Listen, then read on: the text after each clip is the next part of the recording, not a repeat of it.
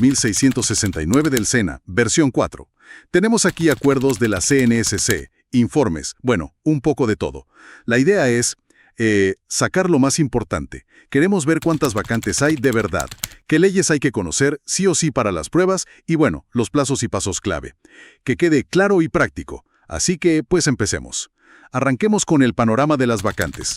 Los papeles muestran que la cosa cambió un poco desde el principio, ¿verdad? Un acuerdo inicial decía una cosa. Exacto. Estaba el acuerdo CNSC No. 507, de finales de 2024. Ese hablaba de unos 519 empleos que sumaban como 1.809 vacantes. Ajá. Pero, ojo, eso se actualizó. Hubo un ajuste posterior con el acuerdo No. 17 del 29 de agosto de 2025. Ok. Y ahí se definió la oferta final. Quedaron 510 tipos de empleo distintos, para un total de 1.801 vacantes. 1.801. Una pequeña reducción, pero sigue siendo un número enorme. Sí, una reducción mínima. Siguen siendo muchísimas oportunidades, la verdad. Entendido. 1.801 es el número clave. ¿Y cómo se reparten? ¿Dónde está, digamos, el grueso de esas oportunidades? Pues mira, la distribución está bastante concentrada, lo cual es interesante y dice mucho del SENA. La gran mayoría está en dos niveles. Primero, el nivel instructor. Ese es como el corazón del SENA, ¿no? La formación. Claro. Ahí son 221 empleos diferentes, pero que suman, agárrate, 941 vacantes. O sea, es el grupo más grande, por lejos. Casi 1.000 puestos para instructores. ¡Wow! Sí, y le sigue muy de cerca el nivel profesional. Son 232 tipos de empleo, que en total son 697 vacantes. O sea que entre instructores y profesionales se lleva casi todo. Prácticamente, casi el 90% de los puestos están ahí. Luego ya vienen, técnico con 42 empleos y 130 vacantes. Asesor, que son poquitos, 8 empleos para 9 vacantes. Y asistencial, 7 empleos, 24 vacantes. Ok. Y había un detalle que mencionaban los documentos sobre el nivel profesional. Algo de la experiencia, ¿cierto? Que llamaba la atención. Sí, ese es un punto súper relevante. Una puerta de entrada interesante para mucha gente. Dentro de esos empleos profesionales hay 23 tipos específicos, que suman 90 vacantes en total. Ajá. Y la clave es que no requieren experiencia profesional previa. Ah, buenísimo. Y además están disponibles tanto en modalidad ascenso, o sea, para gente que ya está en el SENA. Claro, para subir. Exacto. Y también en modalidad abierta, para cualquiera que cumpla los requisitos, venga de adentro o de afuera. Eso es clave, porque abre la puerta a recién egresados o gente con otros perfiles. Totalmente. Es una oportunidad muy significativa en ese nivel. Muy buen punto. Bueno, ahora sí, aterricemos en el tema que suele dar más dolores de cabeza, la normatividad. La lista de leyes y decretos es larga. ¿Cómo se come uno eso sin morir en el intento? ¿Hay que saberse todo de memoria? Es la pregunta del millón, ¿no? Y la respuesta corta es no. No se trate de recitar artículos. Lo que se ve en los documentos es que no es que te digan, si vas para asesor, apréndete estas 3 leyes. Si vas para profesional, estas otras 5. No funciona así. Entiendo. Más bien, se espera que uno conozca un marco legal bastante amplio. Pero podemos agruparlo como en bloques, para que sea más lógico. Ah, ok. Hay normas generales que son para todo servidor público. Otras que son solo del SENA. Y claro, las reglas de este concurso en particular. El chiste es entender los principios y cómo se aplican. Suena más manejable así. ¿Cuál sería el primer bloque, el fundamental? El primero, sin duda, es entender las reglas del juego de este proceso, o sea, de esta convocatoria 2669. Y aquí los documentos claves son los que dijimos al principio. El Acuerdo CNSC 207 de 2024, con su anexo técnico, y el Acuerdo 17 de 2025 que lo ajusta. Esos son como el reglamento del torneo. Exacto, definen todo. Las modalidades, ascenso y abierto, que ya algo dijimos, los requisitos mínimos, que si no los cumples, pues ni te inscribas.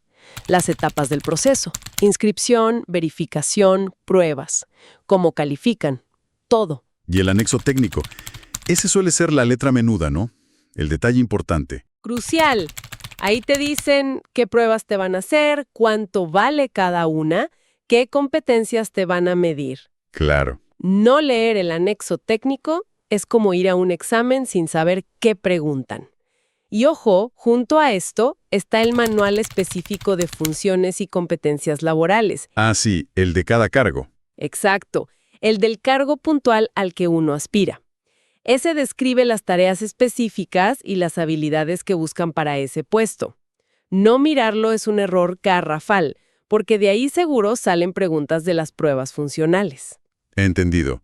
¿Y el segundo pilar de normas? El segundo bloque es como la base de todo, la normatividad general sobre empleo público y carrera administrativa en Colombia. Es el piso sobre el que se construyen todos los concursos de mérito. La columna vertebral es la Ley 909 de 2004. No es que haya que saberse el número de cada decreto, pero sí entender que hay un marco nacional que dice cómo se organizan los empleos públicos y qué se espera en general. Mencionaste la Ley 909. ¿Hay alguna actualización reciente de esa ley que sea como especialmente importante para esta convocatoria? Sí, y es un punto bien estratégico, sobre todo para los que aplican desde afuera del SENA. Hay una ley, la 1960 de 2019, que le hizo cambios a la Ley 909. Y uno de esos cambios es clave. A ver. Establece qué pasa si las vacantes que se ofrecen en ascenso para los de adentro no se llenan. La ley dice que esas vacantes que queden desiertas, como vacías, Ajá. se suman a la oferta de la modalidad abierta. Opa. O sea que potencialmente podría haber más puestos para el público general de los que se anuncian inicialmente. Exactamente. Es un mecanismo para que los cargos se ocupen. No es que vaya a pasar siempre, pero es una posibilidad real. Afecta el tamaño final de la torta para los de afuera. Interesante. Y bueno, para quien quiera ver mucho de esto ordenadito, está el Decreto 1083 de 2015. Es el decreto único reglamentario del sector función pública. Es como la gran compilación de estas normas generales. Bien. Ya tenemos reglas del concurso y reglas generales del empleo público. ¿Qué viene ahora? Pues las reglas del SENA, ¿no? Justo eso. El tercer bloque es la normatividad específica del SENA. O sea, si quieres trabajar ahí, tienes que conocer la casa. Y aquí la ley fundamentalísima es la Ley 119 de 1994. La que creó o reorganizó el SENA moderno. Exacto. Esa ley lo reorganizó. Dijo qué tipo de entidad es un establecimiento público, le dio su misión principal. Conocerla te da el contexto de por qué existen estos cargos. Tiene sentido. Algo más allá de esa ley fundacional. Pues como el SENA da formación técnica y tecnológica, también le aplican normas del sector educativo, lógicamente. Claro. Y para sus compras, contratos y demás, pues las leyes generales de contratación estatal, porque maneja plata pública. Ley 80 y esas. Esas mismas. Y hay un decreto importante también, el 2490 de 2004, que define cómo está organizado el SENA por dentro. Las direcciones, las subdirecciones, conocer la estructura ayuda a ubicarse. Ok. Entonces, reglas del juego, reglas generales, reglas del SENA. ¿Nos queda un bloque, dijiste? El cuarto sí. Son las normas transversales. Estas son las que aplican a cualquier servidor público en Colombia. Estés donde estés, hagas lo que hagas. Son como el código de conducta básico. ¿Y qué entra ahí? ¿Ética y...? Exacto. Ahí entra con muchísima fuerza todo el tema de ética pública, transparencia, lucha contra la corrupción.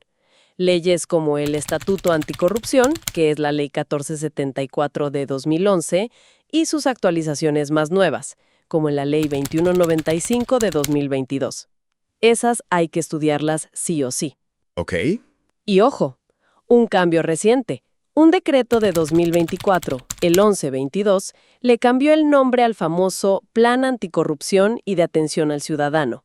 Ahora se llama Programa de Transparencia y Ética Pública. Ah, mira. Hay que estar al día hasta con los nombres. Es un detalle, pero muestra que la cosa se mueve. No es solo saberse la ley vieja. ¿Qué más hay en este bloque? El régimen disciplinario, quizá. Fundamental. El régimen disciplinario. Define qué es una falta, qué sanciones hay. La norma que aplica ahora es la Ley 1952 de 2019, el Código General Disciplinario. Ajá. Pero con las modificaciones que le hizo la Ley 2094 de 2021. Es clave estudiar esas dos, no la ley anterior. A veces mencionan la Ley 734 de 2002, el viejo Código Disciplinario Único, pero esa ya no va. Importante aclaración. Importantísima. También está la Ley 1437 de 2011. Es el CEPACA, el Código de Procedimiento Administrativo. Rige cómo se hacen todos los trámites.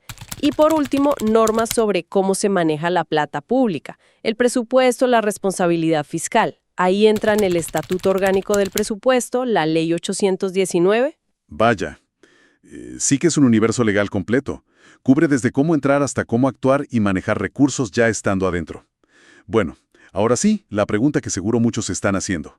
Con todo esto que hay que estudiar, ¿cuándo arranca? ¿Ya hay fechas para inscribirse o para las pruebas?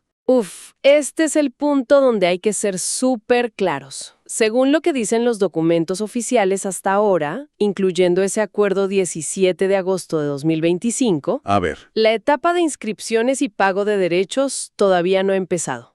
No hay un cronograma con fechas definidas, ni para inscripciones, ni para pruebas, ni para nada. ¿nada de nada? Entonces, ¿qué hace la gente interesada? ¿Esperar a que suene la flauta? No, todo lo contrario. Hay que estar súper pendientes. La CNSC es la que va a definir y publicar esas fechas. ¿Y dónde las publican? En su página web oficial, www.cnsc.gov.co. Y seguramente también en Simo, que es la plataforma donde uno se inscribe y sigue todo el proceso. Ok. Lo que sí dicen los acuerdos es que van a anunciar el inicio de las etapas importantes. Inscripciones, cuando publican los admitidos a pruebas, las fechas de las pruebas con al menos 5 días hábiles de anticipación. 5 días hábiles. Exactamente. La recomendación, directa o indirecta, es vigilar constantemente los canales de la CNC. Revisar y revisar. Ponerse las pilas. Tal cual. Y ojo a otro detalle del procedimiento. Cuando abran las inscripciones, si uno elige un cargo y después dice, ay, mejor me cambio a este otro, Sí. no se puede hacer ese cambio en los últimos 6 días calendario del periodo de inscripciones. Así que hay que pensar bien a qué cargo le apunta a uno. La proactividad del aspirante aquí es clave. Queda clarísimo. La pelota está del lado de los interesados para cazar el anuncio oficial. Entonces, si tuviéramos que resumir, ¿qué le diríamos a alguien que está pensando, ¿le entro o no le entro a esta convocatoria del SENA? Le diríamos, mira, hay un montón de vacantes buenas, sobre todo para ser instructor o profesional. Y un plus, hay opciones en profesional que no piden experiencia. Eso es un atractivo grande. Pero, Prepárate para estudiar, y estudiar en serio. No basta con ser un duro en tu área técnica. Tienes que entender cómo funciona el empleo público en Colombia, conocer las reglas propias del SENA y los principios básicos de ser servidor público. Es un paquete completo. y sobre todo, estar en modo alerta máxima, esperando que la CNSC dé el pitazo inicial. Totalmente. La preparación, el estudio de normas, eso hay que hacerlo ya, pero la inscripción, la acción, depende de ese anuncio oficial. El éxito es saber, pero también actuar a tiempo y según las reglas. ¿Alguna clave final para no ahogarse en ese mar de normas? ¿Cómo abordarlo? Yo creo que la clave no es memorizar cada artículo como un robot, es entender la lógica, cómo se conecta todo, ver cómo la Ley 909, el mérito, se conecta con el Acuerdo 207, las reglas de este juego, cómo la Ley 1109, la misión del SENA, le da sentido al MECFIL, lo que harás en tu cargo, y cómo las normas de ética o de procedimiento envuelven todo. Entender el porqué de cada cosa. Exacto. Y dominar el Acuerdo 207 y su anexo técnico es vital, porque esas son las reglas específicas de esta competencia. Son tu mapa. Y un consejo extra. Además de las leyes, echarle un ojo al modelo integrado de planeación y gestión, el MIPG. El MIPG. Sí, no es una ley, pero es como el sistema operativo de las entidades públicas en Colombia. Entenderlo ayuda a conectar muchos de esos conceptos legales con el día a día de la gestión. Demuestra que entiendes cómo funciona la cosa en la práctica y eso suma puntos. Excelente punto. Conectar la teoría con la práctica real. Y ya para cerrar, una reflexión, ¿no? Tanta exigencia en saber de leyes, derecho administrativo, finanzas públicas, ética, normas del sector, incluso para cargos que pueden ser de entrada o muy técnicos. Sí, llama la atención. ¿Qué nos dice eso sobre lo que se espera hoy de alguien que trabaja para el Estado en Colombia? Parece que ya no basta con la habilidad técnica. Se busca un perfil mucho más íntegro, ¿no? Alguien que entienda bien el Estado, sus reglas, sus responsabilidades. Es interesante pensar en qué tipo de profesionalismo se quiere construir con estos concursos.